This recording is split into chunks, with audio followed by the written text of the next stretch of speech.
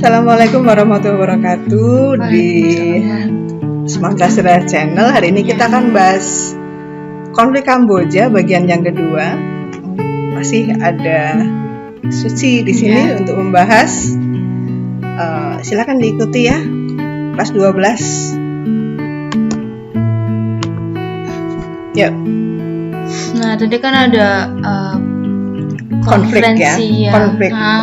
Pertemuan yang lalu kan konflik terakhir kita bahas konflik dua kubu antara faksi asli dengan faksi asing, ya kan. Nah, ada upaya-upaya penyelesaian untuk supaya kemudian ini juga masih terkait dengan upaya penyelesaian ya. Silakan.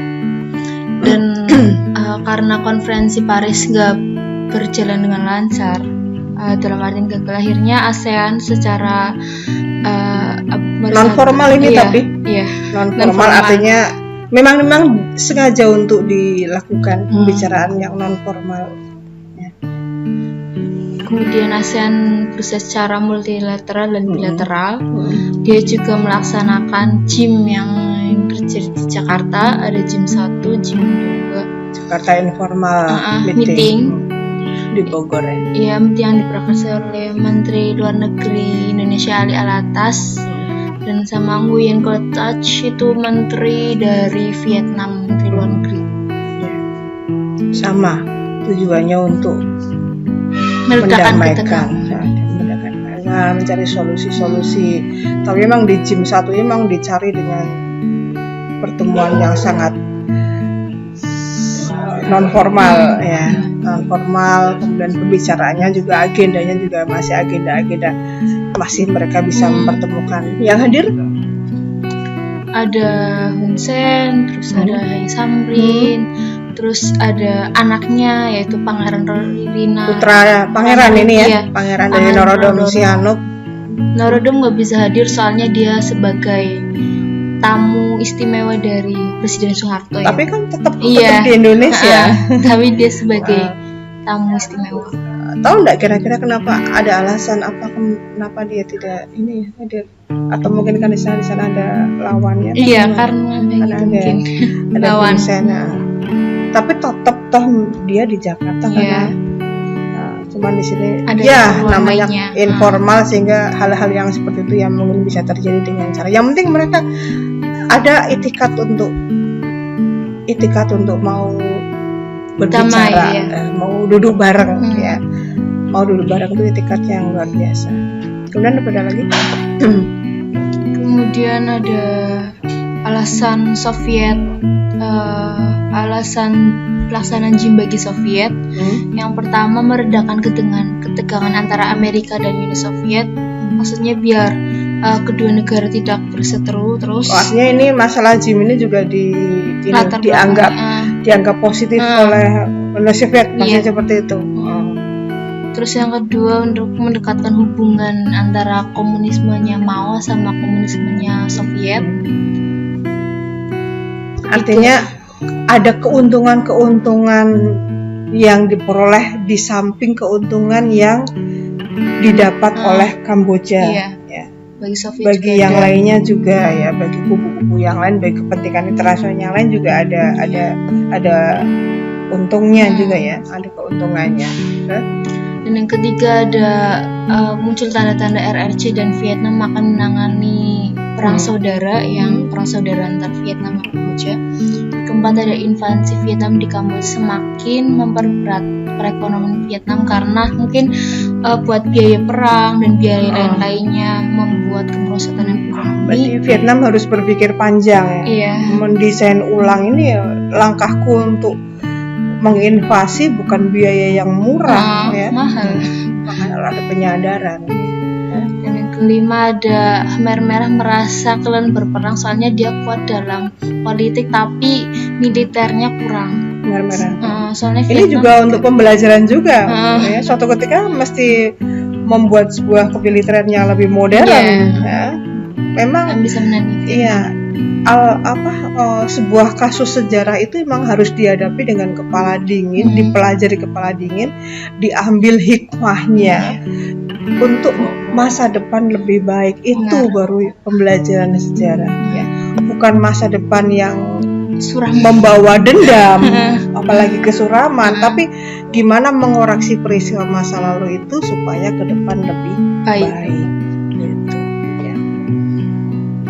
Bagi Indonesia, sama-sama sejarah dari penjajahan, Vietnam juga sama, dan mewujudkan dalam undang-undang, yaitu turut mewujudkan perdamaian bagi kita. Jadi kita ini bagian dari politik luar negeri bahasa aktif, ya. Bagian dari politik luar negeri bahasa aktif. ASEAN juga jelas mempertimbangkan zona damai ya di wilayah Asia Tenggara. Oh, di pelaksanaannya ada Menteri Luar Negeri ada Alatas sama Nguyen. Dia sebagai pioner dari peristiwa ini ya. Iya, yang mempraktisi. Dan ada konflik politik di sini. Hun Sen itu pengennya Khmer Merah tidak diikutkan sama. Iya, karena dia kan pernah menggulingkan Khmer Merah ya kan. Tapi Pol Pot karena dianggapnya telah menyengsarakan rakyat Kamboja, jika dia menuntut dalam pertemuan itu tidak ada Khmer Merah. Ya, memang duanya tentu akan saling tuntut menuntut. Tapi akhirnya bagaimana? Akhirnya tetap diikutkan, tapi sebagai organisasi politik, bukan untuk mengembalikan kekuasaan Pol Pot. Bukan untuk mengembalikan kekuasaan. Tapi organisasi. Oke. Jim 1 kemudian dilanjutkan oleh Jim 2. Bedanya ada perbedaannya nggak ini tentang Jim 2 ini? Kalau Jim 2 apa itu hanya kelanjutannya aja? Yang satu belum selesai maksimal pembahasan. Kelanjutan. Ya. Pada bulan Februari tahun 89 di Jakarta ya. Kalau yang pertama tadi di Bogor ya? Iya, Bogor. Yang kedua di Jakarta.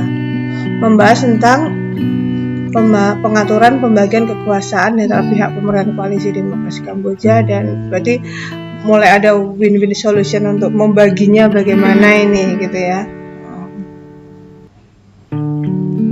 Dan merencanakan sebuah Kamboja peace plan, ya, suatu kawasan yang damai ya kan.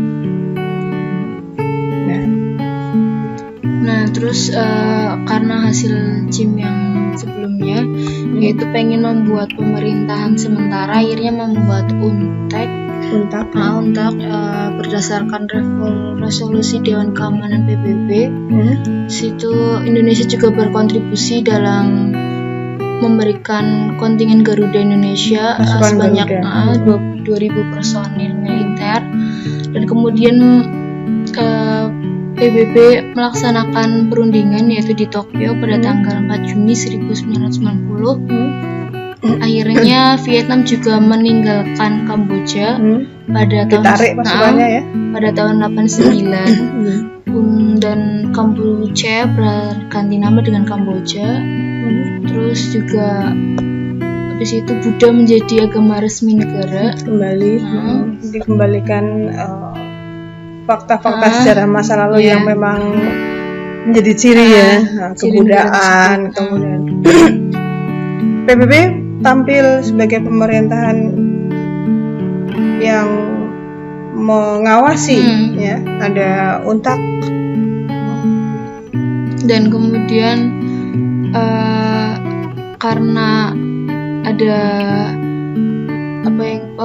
konferensi di Paris itu pada tanggal 23 Oktober yang diketuai oleh John Chairman, dan dia itu menghendaki penghasilan pemilu. Dia pengen ada pemilu buat pemerintahan yang asli ya, yang mengadakan pemilu adalah PBB ya? Iya, internasional. Pada tanggal 23 sampai 28 Mei tahun 93 itu menghasilkan pemilu dengan Norodom sebagai raja, dan putranya yaitu Pangeran Ranari dan Hun Sen sebagai perdana menteri. Ini berarti betul-betul gabung karena PM-nya dua, satu dari faksi asli, satu dari faksi asing. Berarti betul-betul memix. Iya.